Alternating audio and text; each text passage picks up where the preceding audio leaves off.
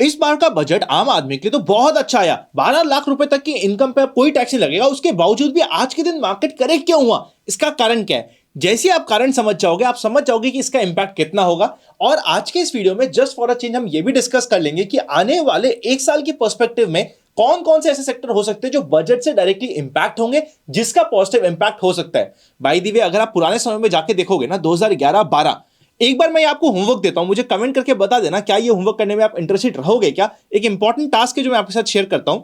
2011-12 में Indian market में क्या हुआ था, किस तरीके से परफॉर्मेंस हुई थी वर्सेस अभी के मार्केट में क्या हो रहा है, इन दोनों चीज को कंपेयर करके देखिएगा, आपको काफी कुछ सिमिलैरिटी मिलेगी। यहां से आपको पता चल सकता है, कुछ इंडिकेशन लग सकते हैं कि कौन से सेक्टर्स पे आपका फोकस हो सकता है। सबसे पहले आज के मार्केट के फॉल का कारण समझ लेते हैं। यूएस ने टैरिफ इंपोज करने की बात कर दी है, जो 25% तक का भी होने वाला है कनाडा पे, मैक्सिको पे और चाइना पे। चाइना ने तो इवन वर्ल्ड इकोनॉमिक फोरम में जाके अलग अलग प्लेटफॉर्म पे जाके बोला है कि भाई मैं तो इस चीज का अपोज करूंगा, ये कैसे आप टैरिफ लगा सकते हो। क्या ये कंफर्म हो चुका है? देखिए, अभी तक कंफर्मेशन नहीं हुआ है, पर ट्यूसडे तक हमें कोई अपडेट आनी पड़ेगी। अपडेट नहीं आई या फिर ये कुछ ऐसा स्टेटमेंट नहीं आया ट्रंप की तरफ से कि भैया नहीं नहीं नहीं, हम इतना बड़ा टैरिफ नहीं लगा रहे, इतना डिफिकल्ट नहीं कर रहे, तब हमें यहां पे कुछ चेंज मिल सकता है। वरना 2-5 दिन नहीं आया तो एक बार तो ट्रंप को जितना मैं जानता हूं, समझता हूं, या जितने स्टेटमेंट पढ़ के हम लोग समझ पाए, भाई वो करता तो अपनी मन की है। अगर उसने सोच लिया कि मेरे को ये करना है और उसने कर दिया, तो बाद में आप लोग झेलते रहो क्या होता है। इसी रीजन से भी आपको लगा होगा कि क्रिप्टो मार्केट अचानक से करेक्शन हुआ, इंडियन स्टॉक मार्केट में करेक्शन हुआ। यूएस मार्केट अभी तक ओपन हुआ नहीं है, वो ओपन होते ही वहां पे थोड़ा बहुत डिफिकल्टी आ सकती है। चाइना का मार्केट आज के दिन ऑफ था, वो ओपन होगा तो वहां पे भी थोड़ी डिफिकल्टी आ सकती है। तो ये सारा इंपैक्ट हो रहा है यूएस के प्रेसिडेंट यानी कि ट्रंप साहब का टैरिफ लगाने की वजह से। जैसे ही टैरिफ लगेगा, डॉलर पे प्रेशर आएगा, ओवरऑल वर्ल्ड इकोनॉमीज पे प्रेशर आएगा। हर जगह जो फ्री ट्रेड है, रफली एक्सपेक्टेड है कि 1.3 ट्रिलियन डॉलर, बिलियन की बात नहीं कर रहा मैं, ट्रिलियन डॉलर, कई कई तो कंट्रीज की इतनी इकोनॉमी नहीं होती जितना यहां पे ट्रेड होता है, जिसकी वजह से ये कंप्लीट दिक्कत हमें देखने को मिल रही है। इसका सॉल्यूशन क्या है? सॉल्यूशन ये है कि ट्रंप की तरफ से, यूएस की तरफ से कोई पॉजिटिव रिएक्शन आता है तो अचानक से आपको मार्केट बड़ा गैप अप होते हुए दिख जाएंगे। नहीं आता, यूएस मार्केट करेक्ट होता है, तो इंडियन मार्केट यूएस मार्केट को फॉलो करते हुए अपने नीचे के लोअर लेवल्स को वापस से रिटेस्ट कर देंगे, इररिस्पेक्टिव की बजट क्या आया था। आई होप ये बेसिक माइंडसेट आप समझ चुके हो। सेकंड, हम इंपॉर्टेंट बात कर लेते हैं इससे पहले कि हम अनंत का फंडा में कल के मार्केट की एक्सपेक्टेशंस की बात करें, कि अभी के मार्केट में बजट स्पेसिफिक में कौन से सेगमेंट्स होते हैं, सेक्टर्स होते हैं जो फोकस में रहेंगे। पहला, इस बजट में क्या हुआ है, काफी सारे एनबीएफसीज को फायदा मिलेगा। दो कारण है उसके फायदे के। सबसे पहले, लोगों की इनकम बढ़ जाएगी अचानक से। काफी सारे लोग होते हैं जो गफला करते हैं, वो अपनी इनकम 7 लाख दिखाते थे क्योंकि वहां पे उनको दिखता था कि यार चल 7 लाख दिखाता हूं, कोई टैक्स नहीं लगेगा। अब वो 12 लाख दिखाने लग जाएंगे, अचानक से रातों रात उनकी इनकम बढ़ जाएगी। पर इससे फायदा ये होगा, जितनी भी एनबीएफसीज होती है जिनके वो रिस्की एसेट्स थे, जिसमें डर लग रहा था, उधर रिस्क कम हो जाएगा, बिकॉज उधर इनकम लेवल बढ़ने की एक्सपेक्टेशंस होती है। प्लस लोगों के हाथ में पैसा भी आएगा। पैसा आएगा तो ये कहीं ना कहीं स्पेंड करेंगे, ये कहीं ना कहीं कुछ लोन ले सकते हैं, अच्छा फोन ले सकते हैं, अच्छी गाड़ी ले सकते हैं। तो इसकी वजह से एनबीएफसीज के लिए, मैं डायरेक्टली बैंक्स की बात नहीं कर रहा क्योंकि बैंक्स में सिर्फ कुछ स्पेसिफिक नाम है जिनको फायदा होगा। ओवरऑल बैंकिंग सेक्टर से रिलेटेड जितने भी एनबीएफसीज है उनको यहां पे फायदा होगा। सेकेंड, यहां पे फायदा होगा कंजम्पशन में। और कंजम्पशन में कौन से स्टॉक्स को फायदा होगा, आप सोच के देखिए। मैं यहां पे कोई स्टॉक स्पेसिफिक एडवाइस नहीं दे रहा, जस्ट आपको सोचने पे मजबूर कर रहा हूं। आप भी मुझे अपने हिसाब से क्या लगता है कमेंट करिएगा। 7 लाख से 12 लाख की इनकम हुई है, 1 लाख करोड़ का नया फंड अब इंडिया में बचने वाला है, जो टैक्स के रूप में अभी तक सरकार को जाता था।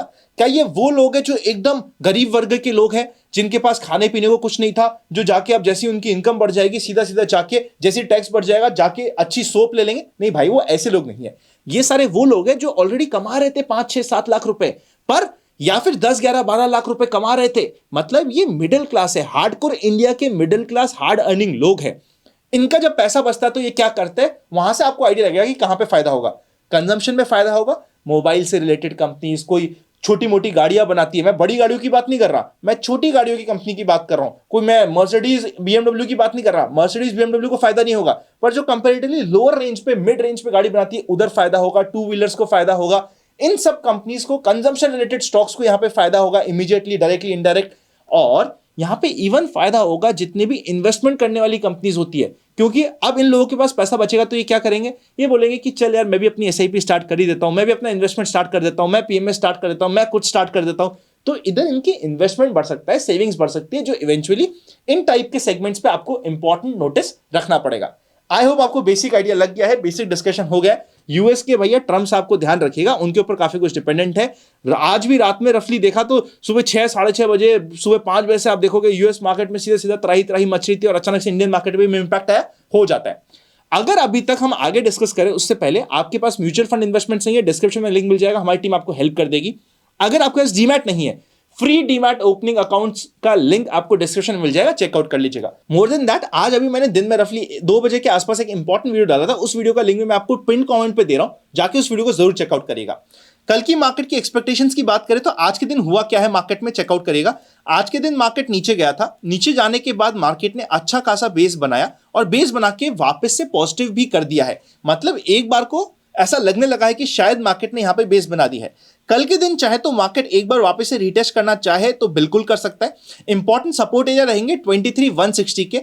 जब तक 23,160 के ऊपर है, एक बार mindset for the time being इस वीक के लिए हम पॉजिटिव रखेंगे कि यार 23,160 एक इंपॉर्टेंट सपोर्ट जोन है। यहां पे अगर मार्केट गैप डाउन ओपन होता है तो इमीडिएटली फोकस किया जाएगा कि क्या हमें कुछ बाउंस बैक की यहां पे क्राइटेरिया मिल रहा है क्या। और जैसे आज की रेंज कटती है, ये गैप भी है जिसके ऊपर ये मार्केट जा सकता है, जिसके ऊपर एक फोकस पॉजिटिव चले जाता है। शॉर्ट करने की बात करें तो अगर मार्केट कभी भी हमें 23,500 520 के आसपास मिले और यहां पे कोई रिवर्सल कैंडल बनाए तो वहां पे हमारा ध्यान जा सकता है। बैंक निफ्टी की बात करें तो बैंक निफ्टी भी आज के दिन इंपॉर्टेंट रेंज में रहा है। कल के दिन के लिए इंपॉर्टेंट रेंज हो जाएगी नीचे की साइड की 48,900 की, ऊपर की साइड हो जाएगी 49,400 की। मोस्टली अगर मार्केट फ्लैट या गैप डाउन ओपन हो और फिर ये क्रॉस करे तो that can be a easy trade, easy study जो हम कर सकते हैं।